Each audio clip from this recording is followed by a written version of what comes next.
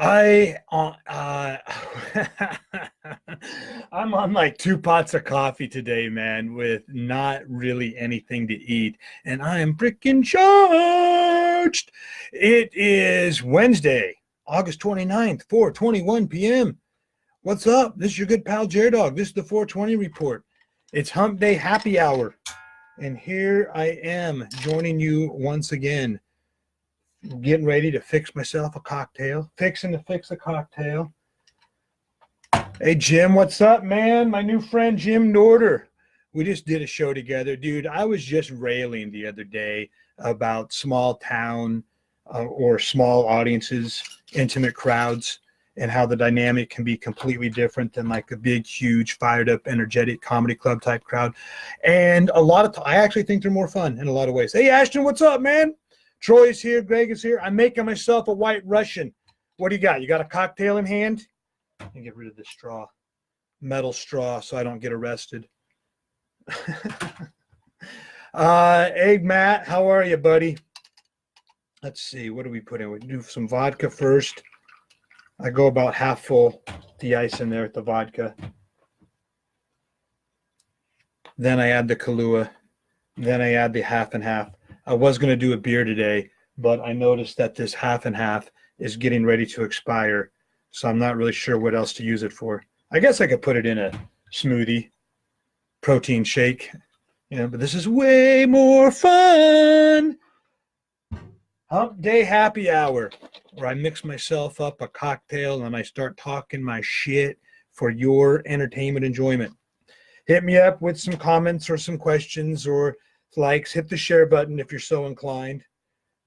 Let me go over the show dates while the audience continues to build. This Friday night, I will be in Janesville, Wisconsin, Schulte's Compound, Schulte's Comedy Under the Stars pool party.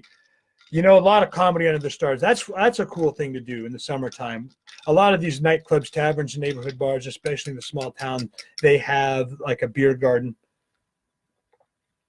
So I think the comedy under the stars vibe is pretty cool, man, because, when you do an indoor venue, all the lighting and everything is pretty much controlled. The crowd is in the dark and the lights go on the stage and it all looks real nice, like a nightclub feel. Oh, thanks for the share. But when you do these outdoor shows, the lighting takes on it's the more natural effect. So as it gets darker, as the night goes on, it sort of creates this vibe, it's like the longer the show goes, the darker it gets, and the darker it gets, the fucking dirtier I can get. Hey, who else joining us in? Yeah, here's Ryan Schultz. Talking about Schulte's Compound, dude. Who is all joining us at the compound this Friday night? Janes, Vegas, Wisconsin. Let's make it a party, motherfuckers. I'm drinking a white Russian right now, but I'll probably just be drinking beer that night because it's going to get too crazy. People immediately get into buying the comedian shots. And then the next thing you know, I'm done before anybody else is. You got to learn to pace yourself. That's definitely something that I've discovered. I've learned that lesson one too many times. I've made that mistake one too many times. But for a lot of people, that's like their first shot of Fireball that night, but it's my like 17th, They're going crazy with the Fireball last Friday night, the Town Tavern. They went crazy with the Fireball at the Eagles Club last Saturday night as well, man. Holy shit. I did not. Even people that don't like Fireball will drink Fireball. Have you noticed that? I think that's why, because I'm not a whiskey guy at all. But one thing I've noticed is that people will still down that fucking Fireball like Kool-Aid. Hey, Steve. Brooke is here. Chris, Justin, how are you guys? Hit me up with any questions or comments and let's get the conversation going. I've just got a drink in my hand, nothing really too much prepared, flapping my trap, telling stories from the road, talking about where I'm going to be this weekend. I forgot to mention I'll be in Chicago, Illinois, just outside of Chicago, actually, Berwyn, Illinois, this Saturday night, September 1st, with Daryl Moon, our guest star, Bink Winkleton, the world's sexiest time-traveling game show host. Hey, bud, what's up? I like doing Cigars and Stripes as well. That's a fun little club because it's a nice, intimate crowd, just like I was talking about earlier, which are my favorite ones to do. Everybody likes the big crowd. Of course you like the big crowd. But you give me a crowd of about 100 people, 50 to 100, 200 max. That's right where I'm at home because I can see everybody. I can see them directly in their eyes. I have time to pretty much meet everybody after the show, or at least as many people that want to come up and hang out. You know, some people have to jet right away as soon as the show is done. They've got fucking babysitters on the clock or whatever the case may be. Maybe some people just hate my ass and they want to get the fuck out of there early. Whatever the case may be, it doesn't matter. I like the nice, small, tight, intimate crowds. It's more fun for me. Cigars and Stripes is definitely like that in Berwyn, Illinois. If they pack in 40 people, that motherfucker is filled to the brim. I don't know how we're going to get up 3 competing couples to give away cash and prizes for the retro comedy game show, the rated R version of the Newlywed Game, the Screwlywed Game. But that is happening this Saturday night, September 1st, Chicago, Illinois. I'm looking forward to that. Cigars and Stripes. It's ran by Ronnie Lotz. He's like an old wrestling manager back in the day. He's got this real cool bar. They serve fucking great food. It's like a little biker bar right off historic Route 66. It's got like a fun house feel to it. They've got weird artifacts, paranormal shit going on.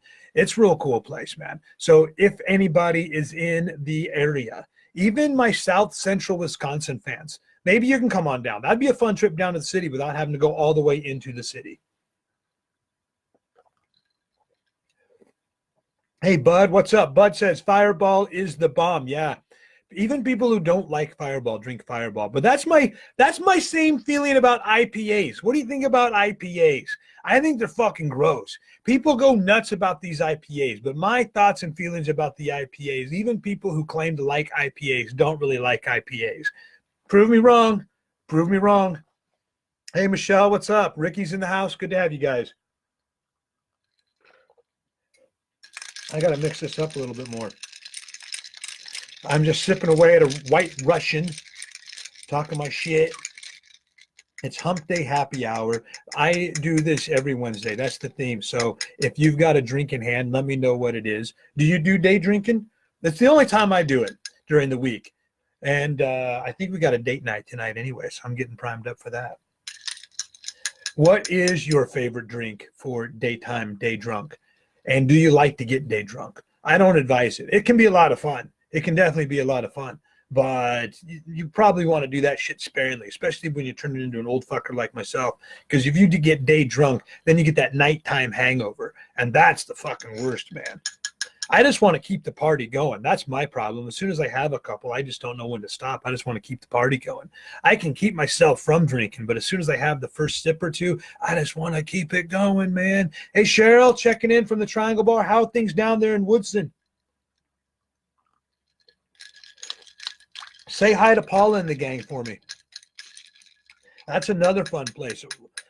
It's a small little destination bar, real small town right outside of Jacksonville, Illinois, Woodson, Illinois. It's a little bit of a hike to get there. It's like a destination place. And again, they do it right. They've got amazing service. You roll in there. It's always fun. There's always a crazy cast of characters. Like I was talking about on yesterday's 420 report, every town tavern has their bar types, just like you would find in the cast of Cheers, except way more fucked up, way nuttier. Ricky says I'm smoking one for you, bro. Nice. I can smell it through the screen. Nice. Very good. I just have a cocktail. That's all I got going on today, man. But I'm on an empty stomach. I don't know why I did that. I'm still going to need that straw. But I'm still on an empty stomach. And yes, you may notice that I'm still wearing the same shirt that I had on yesterday for my live video blog. 4:20 p.m. like I do not so daily, Monday, Tuesday, Wednesday, Thursday for the most part, sometimes from the weekend. But I was just over there working out. So I've got a charge. I've got a buzz going on. I got a caffeine buzz. I got some adrenaline rush from lifting weights. Now I'm drinking a White Russian, pretty stiff too, man, on an empty stomach. Hopefully I'll still be able to get some work done tonight because there's a lot of shit to get ready for going on the road this weekend. Like I said, Janesville, Wisconsin, this Friday night at Schultz's compound. It's always a crazy fucking party up in there, man. The last several times I've been there, it's gotten off the hook. and I can't wait to go back this Friday night. They're doing a pool party, so that's going to be real interesting. I love doing the comedy under the stars. I love how the lighting just sort of gets darker and darker as the night goes on, and then that sort of gives me permission to get dirtier and dirtier, and the crowd to get wilder and wilder, and then it just turns into an hour and a half worth of fucking mayhem, and that is money worth paying. But I think this one's totally open and free to the public. It's just going to be something. This is Ryan Schultz, man, just cool enough to open up his backyard to the general public. Whoever wants to show up, there'll be the invitation that I'll put that information in the video description, but just let him know, a cool enough fucking dude. He runs another bar up in Stoughton, Wisconsin, but then he likes to throw these wild kick-ass backyard parties. That's one of the reasons why I got hooked up with the redneck crew there in Janesville to begin with, like 10 fucking years ago now. They just ran Redneck Fest, which was just a crazy backyard party, unsanctioned demolition derby. That was like one crossed off with a bucket list for Jared Dog 3 years in a row. Talk about a dream come true. That's another cool thing that I like about doing stand-up comedy. I always dreamed about maybe being rich and famous and being on television or being in movies or doing theaters with like thousands of people just chanting your name, making millions of dollars. I'm not saying all that shit wouldn't be nice, but I never would have imagined how much fucking fun it could be doing a lot of these like little side perks that you get from traveling the country, performing at nightclubs, taverns, and neighborhood bars. All the crazy characters that you fucking meet and all the adventures that you're going to get. I never would have even thought of that stuff. And that's the real payoff. That's the real reward, is being able to go out there nationwide, meet all kinds of different people and get into these crazy mix-ups, man. Like 10 years ago when I was doing the Redneck Fest, a backyard demolition derby. I never would have thought that when I accepted that gig to perform that night in Janesville, which was at a theater there, and it was just a regular gig. They just needed a headliner to come in and entertain the people for their monthly comedy night. And I said, sure, why not? I'm available.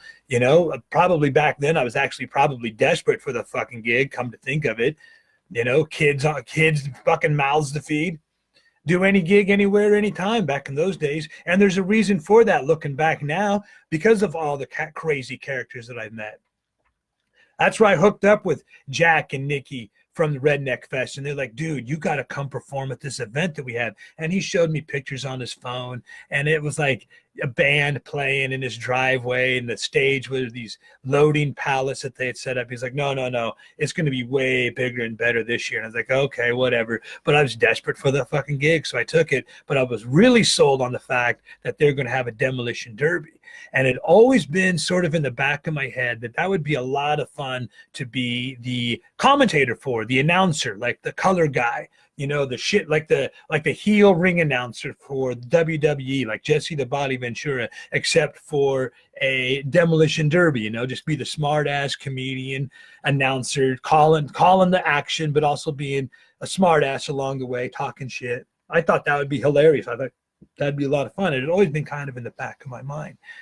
And then here this opportunity presents itself that they're actually going to have the demolition derby. So I go, I will agree to the gig under one condition, and that is you let me be the announcer for the demolition derby. He goes, no, I'll do you one even better than that. You can be a driver and compete in the demolition derby.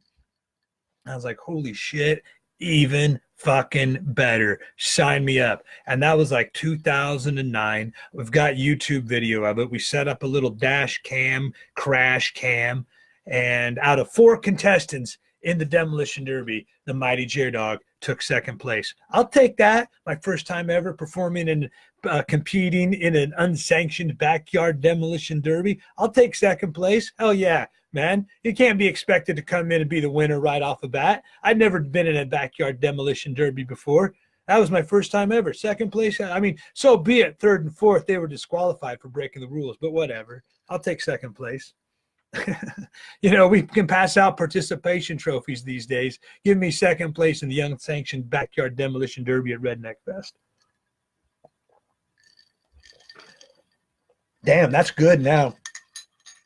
I love me a White Russian in the late afternoon.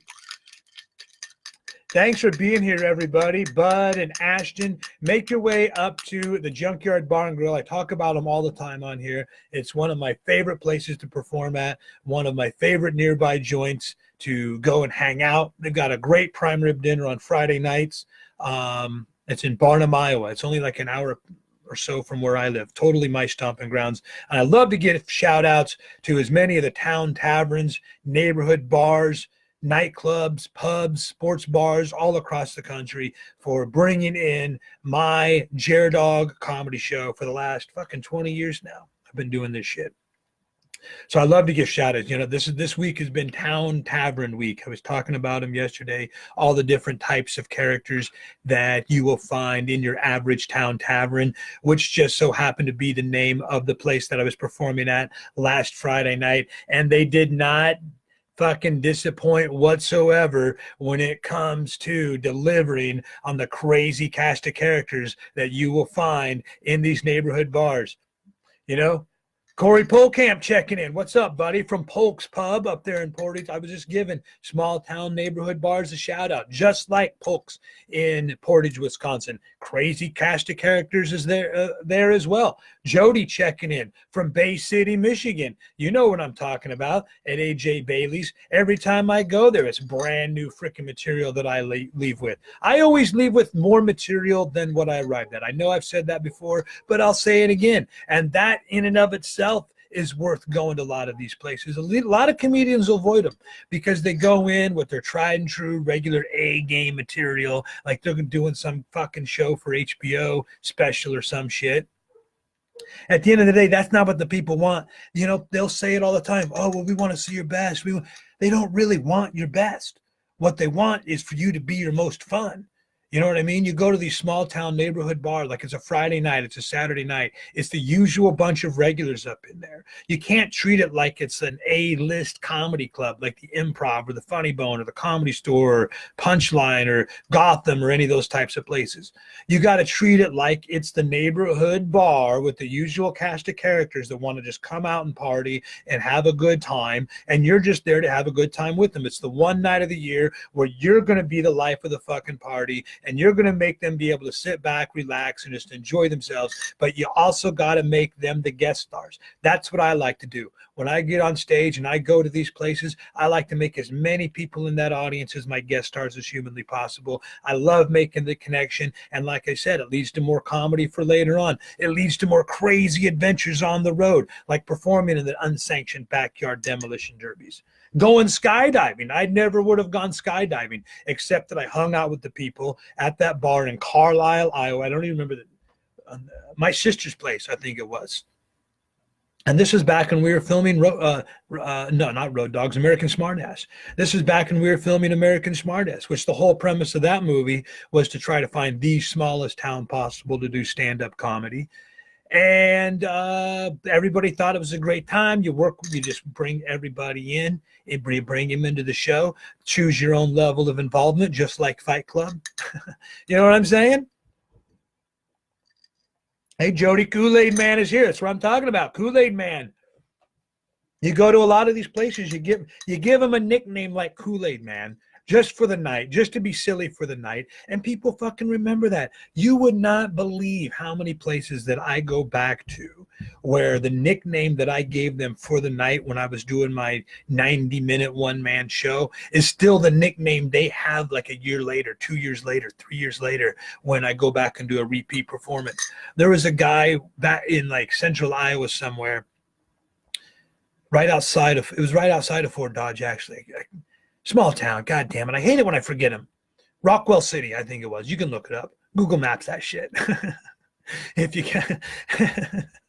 It's a real fucking small town outside of Fort Dodge. And there was a guy that started heckling the show, and I could not understand what the fuck he was saying. I go, holy shit, that's the first time I've ever been heckled. I needed subtitles in order to understand what the hell he said.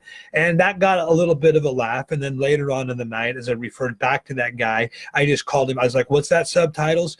After that, everybody in that town, well, I don't want to say everybody, enough people in that town began calling him subtitles, that was his ongoing permanent nickname. And 2 years later, when I went back to do a repeat show at that bar, they were still calling that dude subtitles. He became like a town celebrity. That's another fun dynamic that I never would have considered back in the day when I first started going on the road, performing at these nightclubs and town taverns, is how at the town tavern, they'll remember what went on. They'll remember what you said about so-and-so or the nickname that you gave him that night. And then that's what everybody calls him from then on out. I think that's actually pretty cool. I hope you guys do too. Like Jody, I hope you think it's cool that they continue to call you Kool-Aid Man up there in Bay City. I don't know. I think it's cool. In any case, I'm gonna chug down the rest of this White Russian.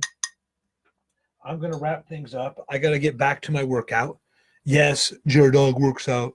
Yes, he gets sometimes cops a buzz at 4 o'clock in the afternoon on a Wednesday, but it's because I'm hanging out with you guys.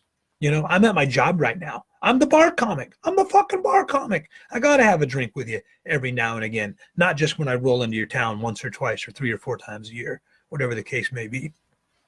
Like this Friday night, Schultze's Compound, Janesville, Wisconsin. Saturday night, Berwyn, Illinois, Cigars and Stripes, right outside of Chicago, working with Daryl Moon, a.k.a. Bink Winkleton.